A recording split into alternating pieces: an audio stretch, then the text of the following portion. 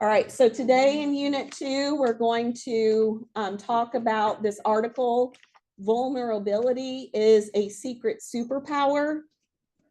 And eventually next week, we're going to write a summary of this article. To start off with, before we read the article, let's get familiar here with what vulnerability is. We're going to watch a video together. This is Brené Brown. And I don't know if you've heard of Brené Brown. She's an author. She writes about humans and their feelings and emotions. And she's a professor. She's written many books. And we're going to watch this video called The Power of Vulnerability, where Brené Brown, she studies human connection. She studies our ability to empathize, our ability to belong, and our ability to love. In a poignant, funny talk, she shares a deep insight from her research, one that sent her on a personal quest to know herself as well as to understand humanity. So we're going to take a look at this.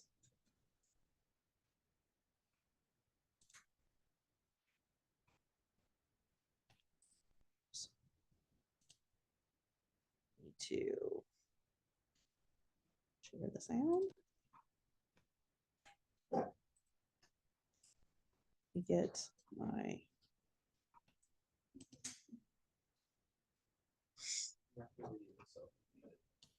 I know, and that's disappeared. Hold on. There we are. There we are. Okay, it's probably going to blast us out, but we'll see. Yeah. So I'll start with this. A couple of years ago, Okay, good. Yep. an event planner called me because I was going to do a speaking event, and she called and she said, "I'm really struggling with how to write about you on the little flyer." And I thought, well, what's the struggle? And she said, "Well, I saw you speak, and I'm going to call you a researcher, I think, but I'm afraid if I call you a researcher, no one will come because they'll think you're boring and irrelevant." And I was like, okay. And she said, but the thing I liked about your talk is, you're a storyteller. So I think what I'll do is just call you a storyteller. And of course, the academic, insecure part of me was like, "You're going to call me a what?" And she said, "I'm going to call you a storyteller." And I was like, "Oh, why not Magic Pixie?" I was like, let me think about this for a second. And so I tried to call deep on my courage. And I thought, I am a storyteller. I'm a qualitative researcher. I collect stories. That's what I do. And maybe stories are just data with a soul, and maybe I'm just a storyteller. So I said, "You know what? Why don't you just say I'm a researcher storyteller?" And she went, "There's no such thing." So I'm a researcher storyteller. And I'm going to talk to you today. We're talking about expanding perception. And so I want to talk to you and tell some stories about a piece of my research that fundamentally expanded my perception and really actually changed the way that I live and love and work and parent. And this is where my story starts. When I was a young researcher, doctoral student, my first year I had a research professor who said to us, "Here's the thing. If you cannot measure it, it does not exist." And I thought he was just sweet talking me. I was like, "Really?" And he's like, "Absolutely." So you have to understand that I have a bachelor's in social work, a master's in social work, and I was getting my PhD in social work. So my entire academic career was surrounded by people who kind of believed in the life's messy, love it, and I'm more the life's messy, clean it up, organize it, and put it into a bento box. And so to think that I had found my way, to found a career that takes me, really one of the big sayings in social work is lean into the discomfort of the work. And I'm like, knock discomfort upside the head and move it over and get all A's. That was my mantra. So I was very excited about this. And so I thought, you know what? This is the career for me because I am interested in some messy topics, but I want to be able to make them not messy. I want to understand them. I want to hack into these things that I know are important and lay the code out for everyone to see. So where I started was with connection, because by the time you're a social worker for 10 years, what you realize is that connection is why we're here. It's what gives purpose and meaning to our lives. This is what it's all about. It doesn't matter whether you talk to people who work in social justice and mental health and abuse and neglect. What we know is that connection, the ability to feel connected, is neurobiologically, that's how we're wired. It's why we're here. So I thought, you know what, I'm going to start with connection. Well, you know that situation where you get an evaluation from your boss and she tells you 37 things that you do really awesome and one thing that you can't, an opportunity for growth.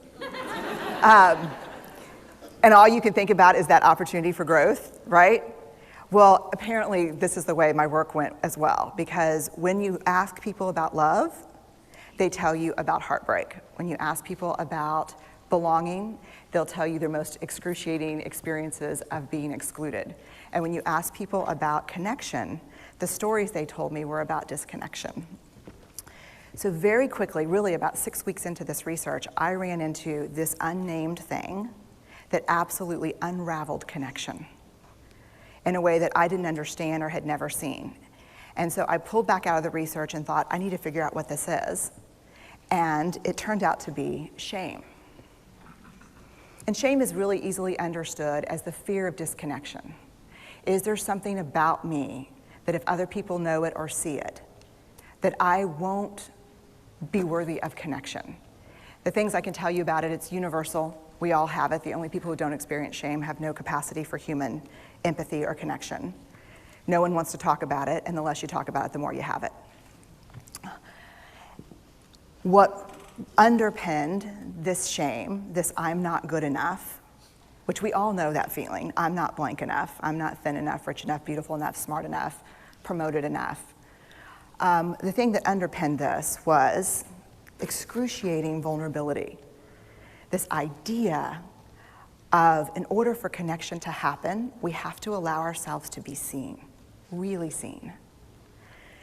And you know how I feel about vulnerability. I hate vulnerability. And so I thought, this is my chance to beat it back with my measuring stick. I'm going in, I'm gonna figure this stuff out, I'm gonna spend a year, I'm gonna totally deconstruct shame, I'm gonna understand how vulnerability works, and I'm gonna outsmart it. So I was ready, and I was really excited. As you know, it's not gonna turn out well.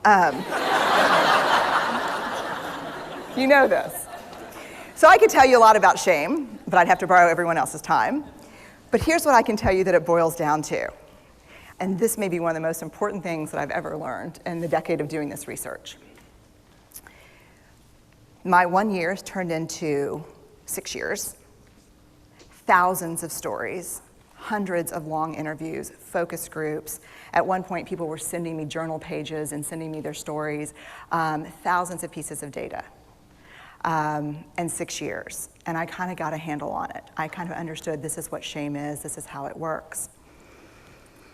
I wrote a book, I published a theory, but something was not okay. And what it was is that if I roughly took the people I interviewed and divided them into people who really have a sense of worthiness, that's what this comes down to, a sense of worthiness. They have a strong sense of love and belonging. And folks who struggle for it, and folks who are always wondering if they're good enough.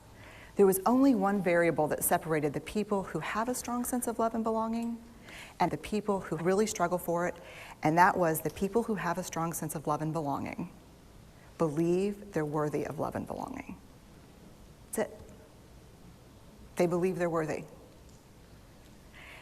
And to me, the hard part of the one thing that keeps us out of connection is our fear that we're not worthy of connection, was something that personally and professionally I felt like I needed to understand better.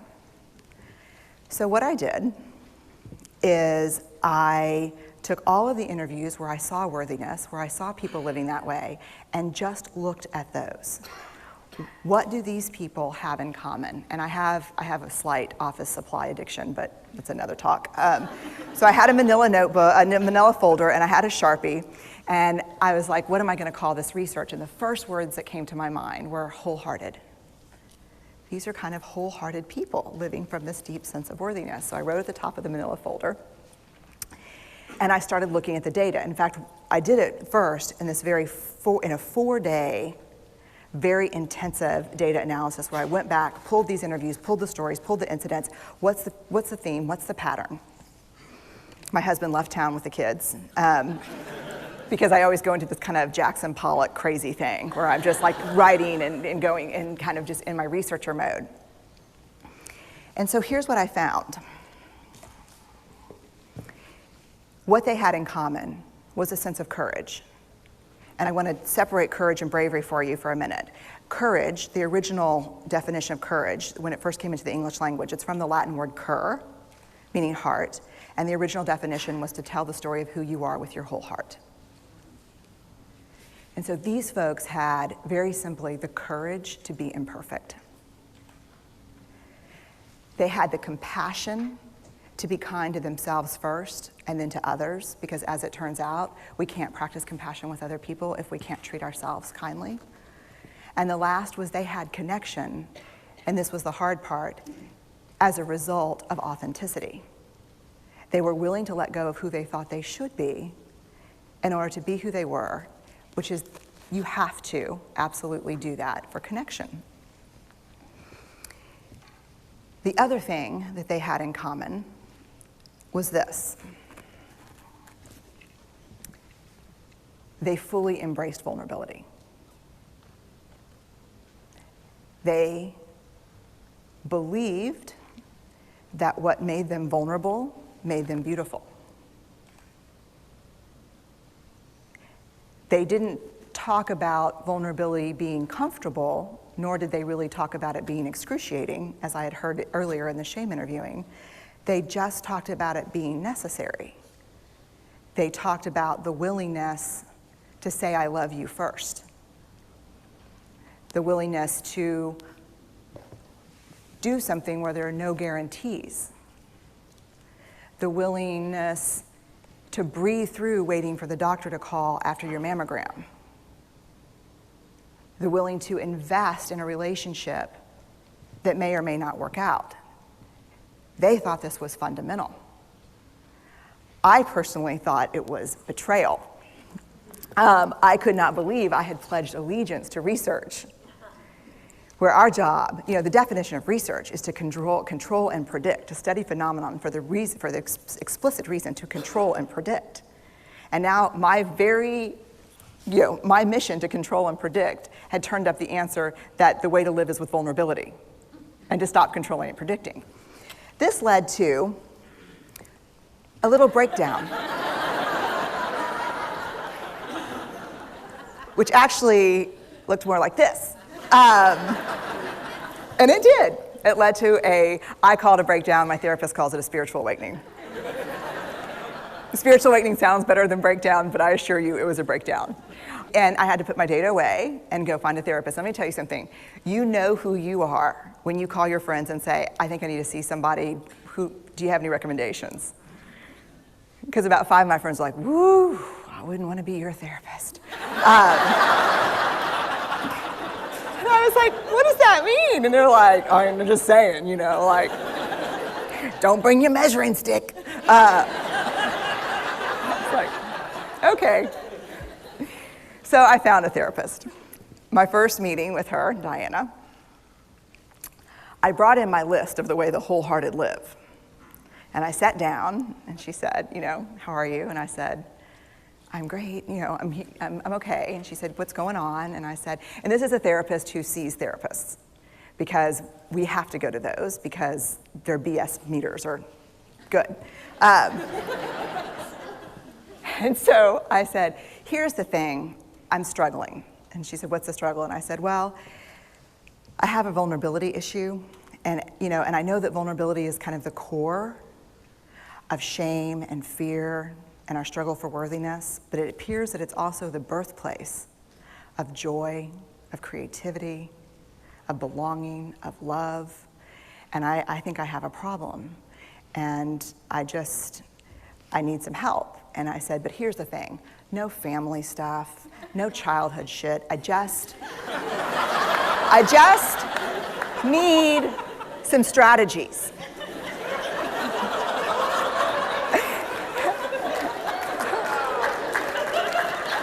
Thank you.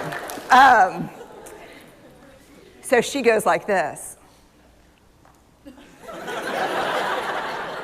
And then I said, it's bad, right? And she said, it's neither good nor bad.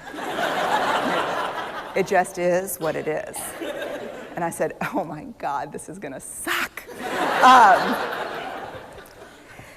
And it did, and it didn't. And it took about a year. And you know how there are people that, like, when they realize that vulnerability and tenderness are important, that they kind of surrender and walk into it? A, that's not me. And B, I don't even hang out with people like that. For me, it was a year-long street fight. It was a slugfest. Vulnerability pushed, I pushed back. I lost the fight, but probably won my life back. And so then I went back into the research and spent the next couple of years really trying to understand what they, the wholehearted, what the choices they were making, and what are we doing with vulnerability? Why do we struggle with it so much? Am I alone in struggling with vulnerability? No. So this is what I learned. We numb vulnerability. When we're waiting for the call, it was funny, I sent something out on Twitter and on Facebook that says, how would you define vulnerability? What makes you feel vulnerable? And within an hour and a half, I had 150 responses. Because I wanted to know, what's out there. Having to ask my husband for help because I'm sick and we're newly married. Initiating sex with my husband, initiating sex with my wife. Being turned down, asking someone out. Waiting for the doctor to call back, getting laid off, laying off people. This is the world we live in. We live in a vulnerable world. And one of the ways we deal with it is we numb vulnerability. And I think there's evidence, and it's not the only reason this evidence exists, but I think that it's a huge cause. We are the most in debt, obese, addicted, and medicated adult cohort in US history. The problem is, and I learned this from the research, that you cannot selectively numb emotion. You can't say, here's the bad stuff. Here's vulnerability, here's grief, here's shame, here's fear, here's disappointment. I don't want to feel these. I'm gonna have a couple of beers and a banana nut muffin. I don't want to feel these. And I know that's knowing laughter. I hack into your lives for a living. I know that's, God. You can't numb those hard feelings without numbing the other affects or emotions. You cannot selectively numb. So when we numb those, we numb joy. We numb gratitude. We numb happiness. And then we are miserable, and we are looking for purpose and meaning. And then we feel vulnerable, so then we have a couple of beers and a banana nut muffin. And it becomes this dangerous cycle. One of the things that I think that we need to think about is why and how we numb. And it doesn't just have to be addiction. The other thing we do is we make everything that's uncertain, certain. Religion has gone from a belief in faith and mystery to certainty. I'm right, you're wrong, shut up. That's it. Just certain. The more afraid we are, the more vulnerable we are, the more afraid we are. This is what politics looks like today. There's no discourse anymore. There's no conversation. There's just blame. You know how blame is described in the research? A way to discharge pain and discomfort. We perfect. If there's anyone who wants their life to look like this, it would be me. But it doesn't work, because what we do is we take fat from our butts and put it in our cheeks. Which just, I hope in 100 years people will look back and go, wow. And we perfect, most dangerously, our children. Let me tell you what we think about children. They're hardwired for struggle when they get here. When you hold those perfect little babies in your hand, our job is not to say, look at her, she's perfect. My job is just to keep her perfect, make sure she makes the tennis team by 5th grade and Yale by 7th grade. That's not our job. Our job is to look and say, you know what? You're imperfect and you're wired for struggle, but you are worthy of love and belonging. That's our job. Show me a generation of kids raised like that and we'll end the problems I think that we see today. We pretend that what we do doesn't have an effect on people. We do that in our personal lives. We do that corporate, whether it's a bailout, an oil spill, a recall. We pretend like what we're doing doesn't have a huge impact on other people. I would say to companies, this is not our first rodeo, people. We just need you to be authentic and real and say, we're sorry, we'll fix it. But there's another way, and I'll leave you with this. This is what I have found, to let ourselves be seen, deeply seen, vulnerably seen.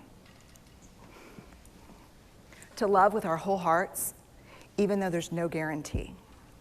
And that's really hard, and I can tell you as a parent, that's excruciatingly difficult. To practice gratitude and joy in those moments of kind of terror when we're wondering, can I love you this much? Can I believe in this passionately? Can I be this fierce about this? Just to be able to stop and instead of catastrophizing what might happen to say, I'm just so grateful, because to feel this vulnerable means I'm alive. And the last, which I think is probably the most important, is to believe that we're enough. Because when we work from a place, I believe, that says, I'm enough, then we stop screaming and start listening. We're kinder and gentler to the people around us, and we're kinder and gentler to ourselves. That's all I have. Okay. So, so this video, that's Brene Brown, and she's talking about the importance of vulnerability. And this article that we're going to read was not written by Brene Brown, but it was written by Alexa Hernandez. And Alexa is the social media editor at the Baylor Lariat. And this was written on March 11th of this year. So just this past spring. And when we go into there's a copy of this article also in Blackboard for you. Let me pull up.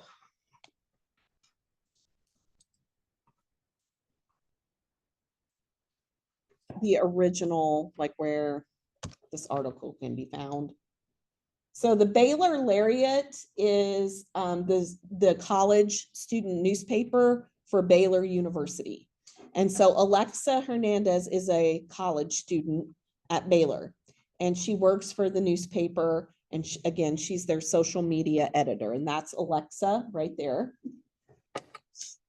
And we're going to read Alexa's article, and then for Unit 2, we're going to learn how to summarize, and we're going to summarize it. Yeah. All right, so let's go back to what we learned in Unit 1. In Unit 1, before we start to read for learning purposes, if we're going to read something and we're going to do a homework assignment that goes along with it, we have to read it differently than if we were just reading for fun or for pleasure. So we need to start by skimming and annotating. So we're going to mark up our article. This is your paper to keep.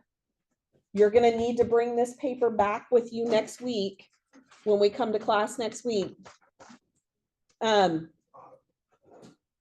we're going to use our notes in here for our summary.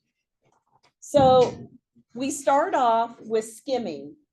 And with skimming, we start by reading the first paragraph and the last paragraph. So let's look at the first paragraph together. Paragraph 1 right here. It says, I first encountered the term vulnerable when I was 9 years old during my very first therapy session. Now, at almost 20 years of age, I continue to grapple with vulnerability. So we can make some guesses about, we haven't read the article yet, but based on this first paragraph, what do you think Alexa is going to discuss? Yes. Probably talk about the vulnerability for her life and then teach us how to use, by using her life, teach us how to work through it. Yes, yeah, I would say so. And how old, and we learned how old she is. She's 20. And she first learned that term when she was 9. If we don't know what vulnerable means, maybe that's a good thing too, that we could make a note about that. Let me go over here. Yes. Yes.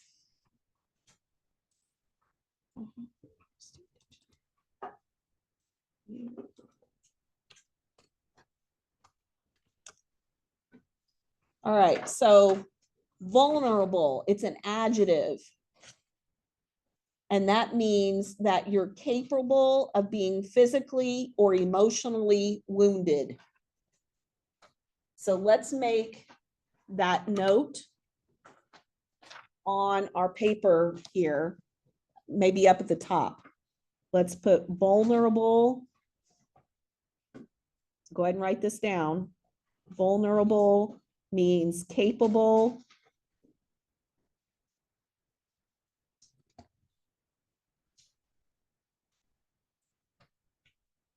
of being physically or emotionally wounded.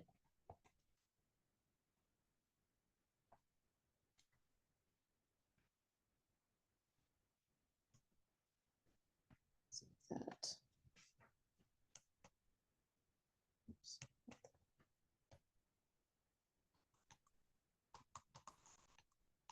There, that's a little bit better, maybe.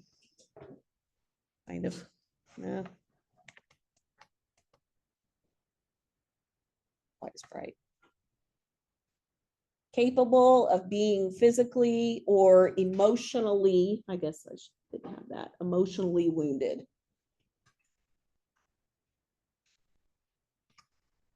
So opening your emotions up to feeling hurt emotionally, that you're capable of being hurt emotionally. So Alexa, she learned this term when she was 9. Now she's 20 and she still continues to grapple. If we don't know what grapple means, let's look that up. Grapple means a hand-to-hand struggle. A struggle there. So let's put under grapple, let's put struggle, like a fight.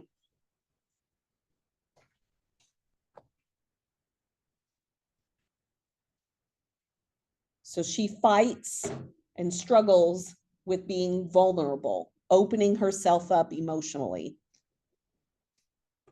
allowing herself to share emotions with somebody, knowing that if you share your emotions, you might end up with hurt feelings.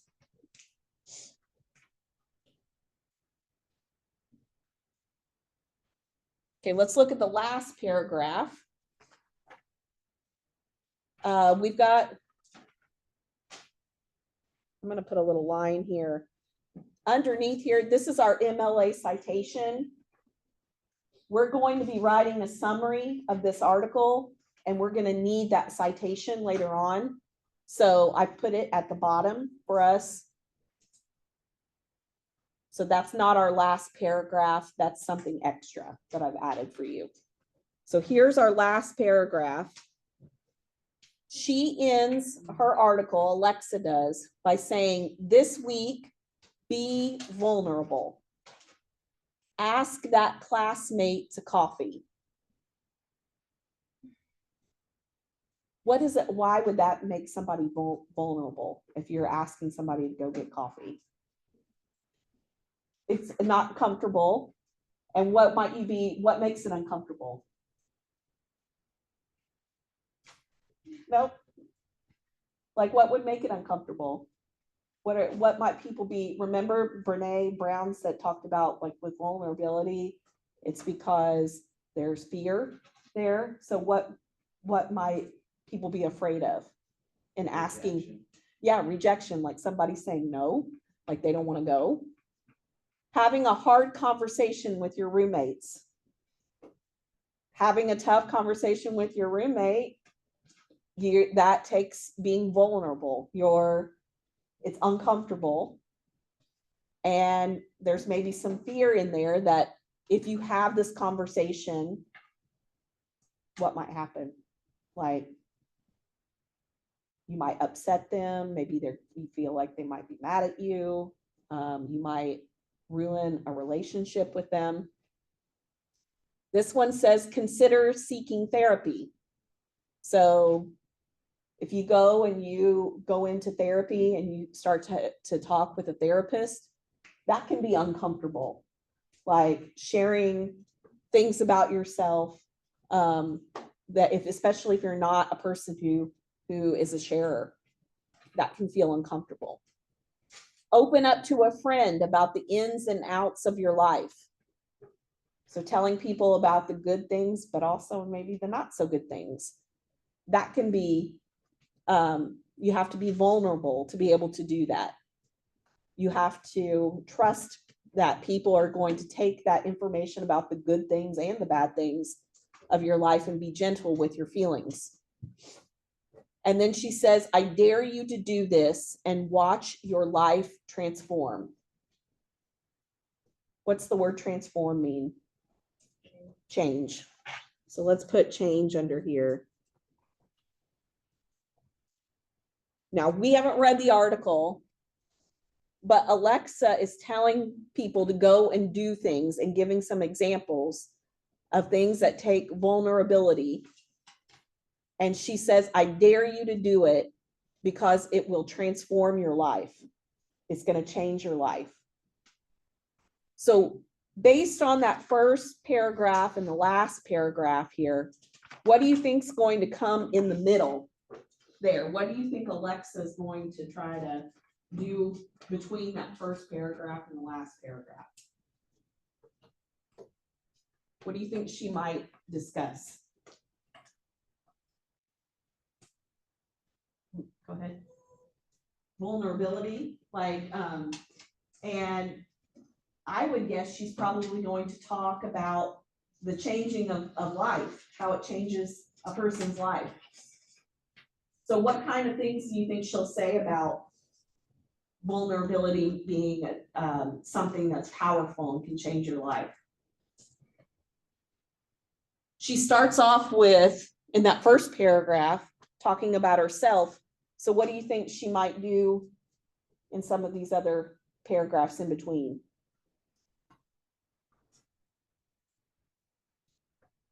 She may give stories about her own struggle with vulnerability and then how it changed her life, and maybe give some tips about how you can be vulnerable and how it might change your life. So that's where we've skimmed so far. We've not read the whole thing, but it gives us an idea of what this article might be about. That was just the first and the last paragraph. Now, titles. Let's go to our title here. We only have one title. Vulnerability is a secret superpower. And we said vulnerability is opening yourself up emotionally and allowing yourself the potential to be hurt. You may not be hurt. It's a risk. This says it's a secret superpower. Secret means, what does secret mean? Say it again. Yeah, maybe not to tell, something that's like hidden, right? That's not been told about or talked about. So vulnerability is maybe something that was hidden and not talked about too much, but it's a superpower. So what's that tell us about being vulnerable?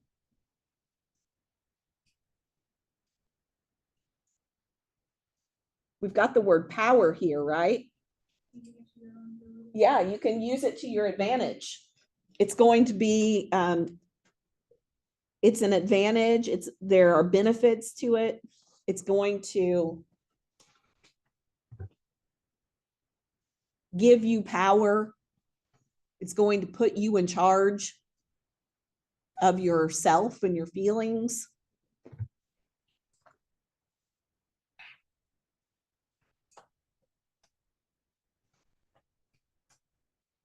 Okay, subtitles.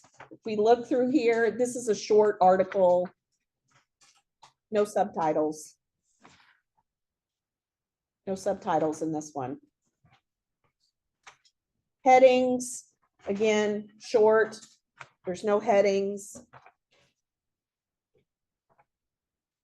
Are there bold words or underlined words? Yes. We see here some underlined words. The power of vulnerability. This is an underlined word. It says, when reading Brene Brown's book on the power of vulnerability. So Alexa has read Brene Brown's book that we just watched the video, who was in our video. Let me go back to the document here. This is a link. It's underlined because it's a link. And it takes us to Brene Brown's, that link takes us to Brene Brown's website. And it shows all the books that Brene Brown has written. She's written a book called Atlas of the Heart, Dare to Lead, You Are Your Best Thing. And she wrote that with Tarana Burke. And that is a book about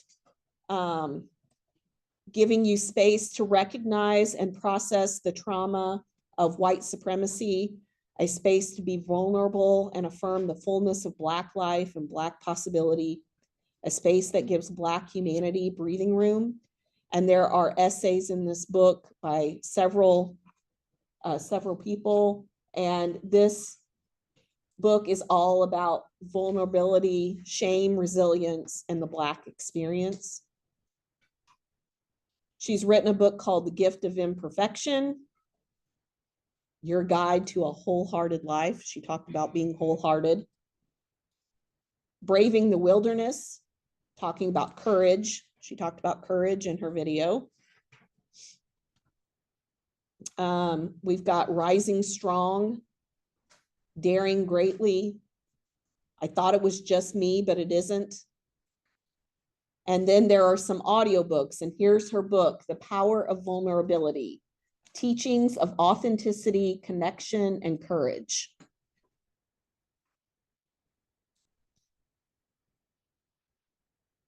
So Alexa, this college student from Baylor, included a link. Let's put links, or a link to Brene Brown's books.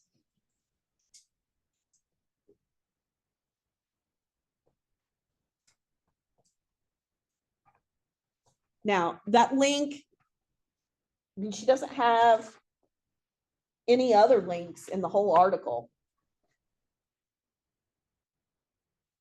So why do you think she put a link there?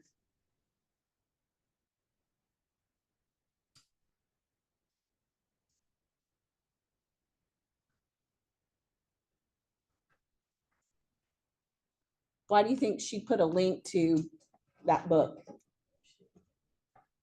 Like she didn't put any other, take the time to put any other links in her article.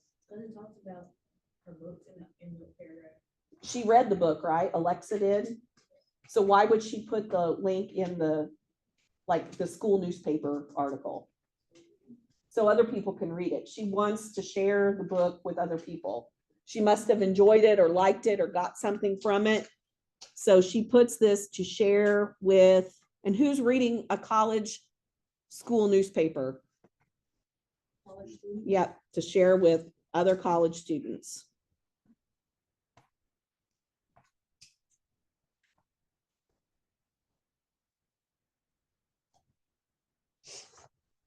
There were no charts, pictures, or graphs. That was our next thing that we were looking at with charts, pictures, or graphs. And then we already made notes or made predictions here about this article.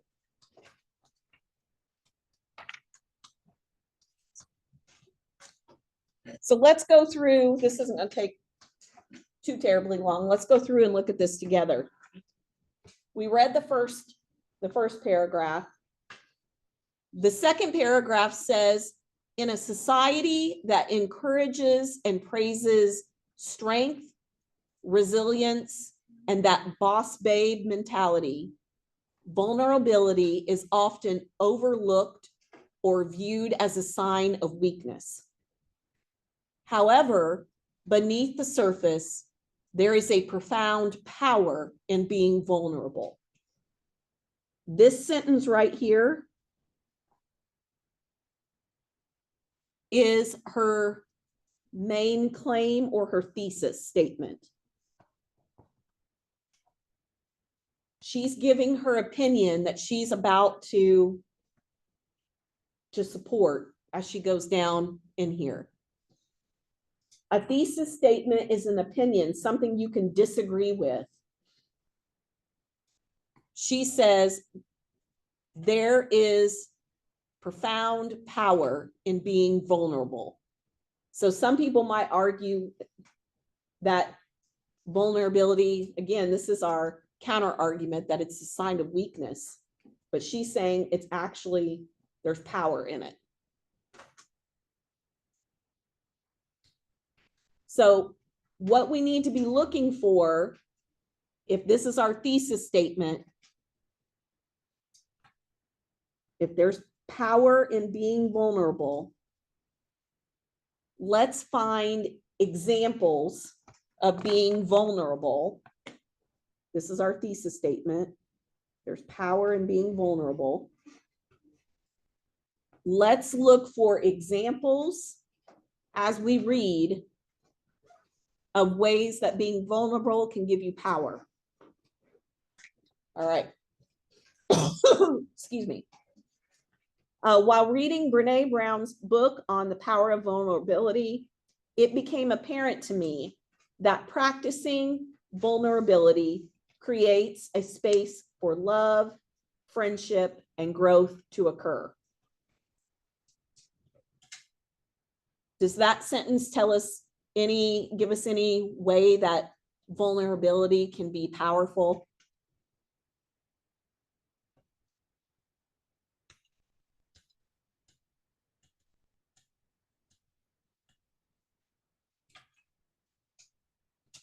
I would say this, creating a space for love, friendship, and growth to occur. When you're vulnerable, you have the power then to love, to have big friendships, and to grow as a person. That would be one example of how vulnerability can give you power. She says, embracing vulnerability is not about exposing ourselves recklessly. Rather, it's about having the courage to be authentic, open, and honest about our experiences, our thoughts, and emotions. So This would, having the courage, it takes courage to be authentic, open, and honest. There's power in that.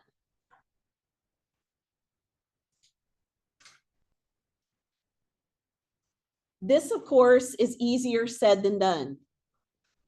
For example, if you ask me to go to class barefoot, I would definitely hesitate. However, the vulnerability I'm talking about is not the kind that embarrasses you, but rather the kind that frees you. So she's saying that vulnerability can be freeing. It frees you. That's powerful. That's another way vulnerability can give you power. As college students, we face numerous challenges daily, from mundane tasks like dealing with a messy kitchen to more intense obstacles such as navigating periods of mental health distress. I am confident that many of us have encountered such experiences. Opening up about struggles can be hard. There is something so daunting about it. What does that word daunting mean?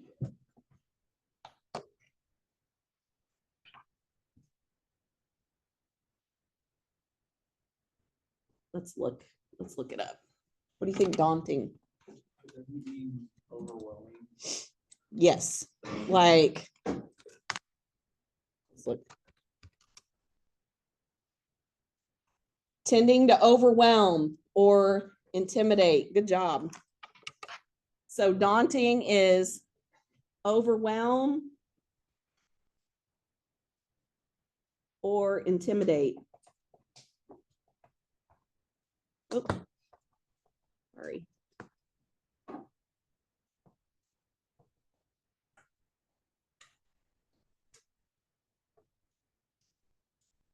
That's an I there. This eraser is not a good one. This is not very good. This one's better. Intimidate. There we go. Isn't IU Bloomington, the Hoosiers, don't they say something like never daunted? Like they're never intimidated. They're tough. So opening up about struggles can be hard. There's something so daunting about showing someone the wounds that persist in your life and exposing that part of yourself. However, so she's saying this is what's hard about it. This is what's scary. But here's where the power comes in. However, I have experienced such relief when I trust a friend with something that's been gnawing at me. So relief when I trust. That's a way, that's something that comes with being vulnerable. You can feel relief when you trust a friend. And that's part of what makes vulnerability powerful. It can give you relief.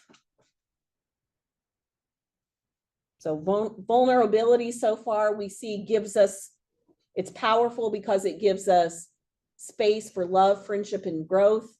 It gives us courage. It frees us. It can provide us with relief. Let's look at the next slide. The average human was created for connection. And to have connection, you need to be vulnerable. It is the willingness to show up and allow yourself to be seen, even if success isn't a guarantee. By doing this, you set the stage to give a voice to those who are more or a bit more apprehensive about opening up. So this is another thing that's powerful about vulnerability. If you are vulnerable, you set the stage, you make it possible to give a voice to other people who are more apprehensive, more shy. By you being open enough to share something with somebody, sometimes that makes them feel comfortable enough to share something back with you. So being vulnerable, one of the superpowers, it allows other people to be vulnerable too.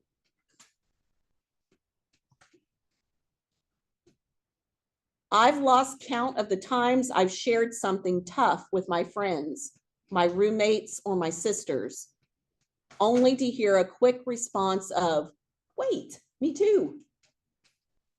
Society can make us believe that we are alone in feeling the way that we do. Thoughts of, you don't have your life together because you don't wake up at 5 a.m. You are unhealthy because you don't eat 3 salads a day.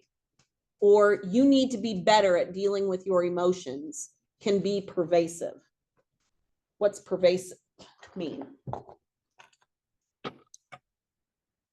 Let's look up pervasive here. Pervasive means spreading through every part of something, existing throughout something. Pervasive means something is everywhere.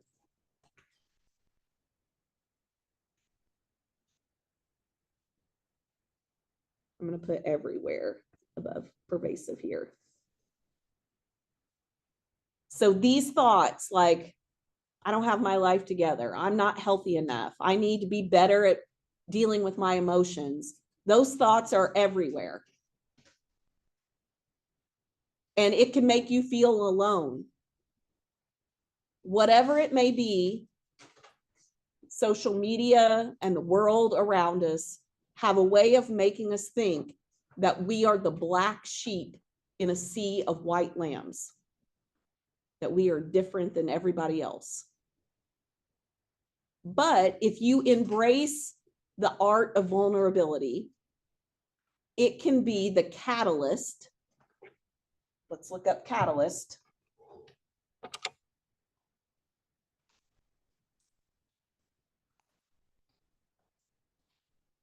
Catalyst is something that provokes change, something that can cause change, a change agent.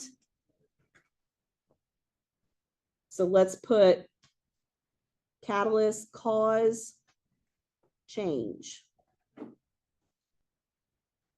Catalyst is something that causes change. So if you embrace vulnerability, if you are vulnerable, it can be the thing that causes change that will allow you or permit you to challenge stereotypes and offer encouragement to those people facing difficulties, reassuring them that it's normal and that things will improve. So vulnerability is powerful because it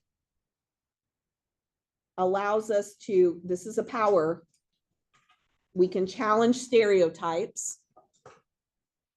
It helps us offer encouragement to people who are experiencing difficulties. And it can be reassuring to other people that things are normal and that things can be better. It can get better.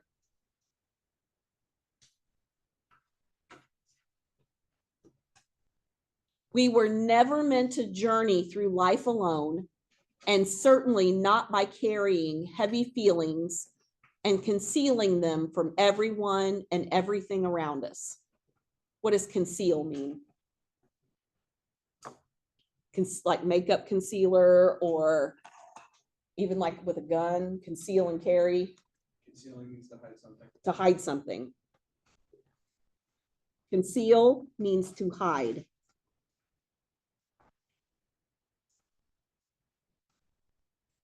So we are not meant to journey through life by ourselves. And we're not meant to carry heavy feelings by ourselves. And we're not meant to hide feelings from other people around us.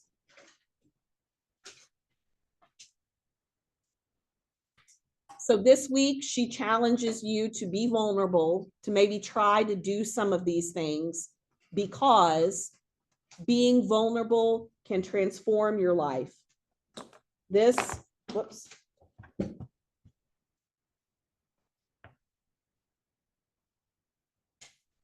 Do this and watch your life transform. That is her restating the main idea.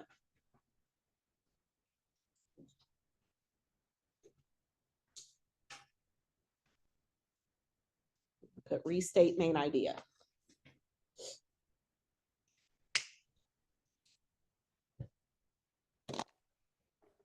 Okay, now you're going to keep this paper because we are going to use this, our notes, our annotations that we just made, to help us write our summary of this article. We're going to write a summary paragraph.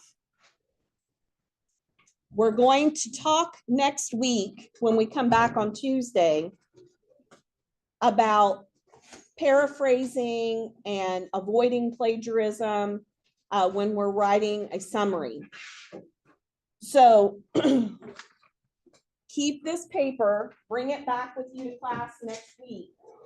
Tuesday and Thursday, we're going to need this paper. So put it in a folder or something and bring it back with you. We got the reading part done today. We're going to summarize and write next week. So homework. Homework is to do assignment 2.6. There are some comprehension questions. There are only five questions. You are going to answer these 5 questions about the article. It's going to ask you, like, what's the main idea? What are examples of challenges that college students face? And you're going to select those answers. That's homework. That's it. 5 questions. All right. See you later. Have a good weekend. Be careful. Have fun. Yeah. There's a book I want you to try out, and it really fits this, Yeah. but it's strange how it fits it. It's Okay. called No Longer Human. No It's Longer by Human. Osama Dazai. Okay. He's a Japanese writer. Here, write that down for me. Actually got a copy of it in my room. It's one of the very few books I can go back and read a little bit. Have a good weekend. Have a good weekend. I think that might not be right on the spelling. That'll be okay. But I just can look still, up No that'll help Longer me. Human. Okay. Huh. It's a really good book. Okay. It's an autobiography, but it's weird. Okay. I don't want to explain it. Okay. I'm intrigued. I'm intrigued. Have a good weekend. Hope you feel better, Dylan. Thank you. I'm gonna try. Hang in there. Get rest this weekend. I will. Okay. Most definitely. Okay. You can go back to his homework. See ya. Yeah. I don't know. Maybe and I don't know if they're open today. Like they were open today, but I think it was from 11 to 12:30. Okay. But you might be able to still go. Somebody might still be there. I don't know. Okay, thank you. so Okay. much. I'm sorry. All right. See ya. Have a good weekend.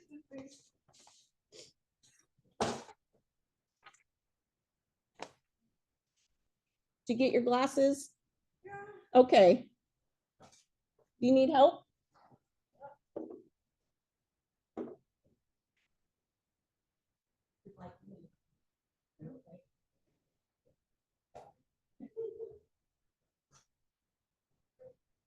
Yeah, have a good weekend.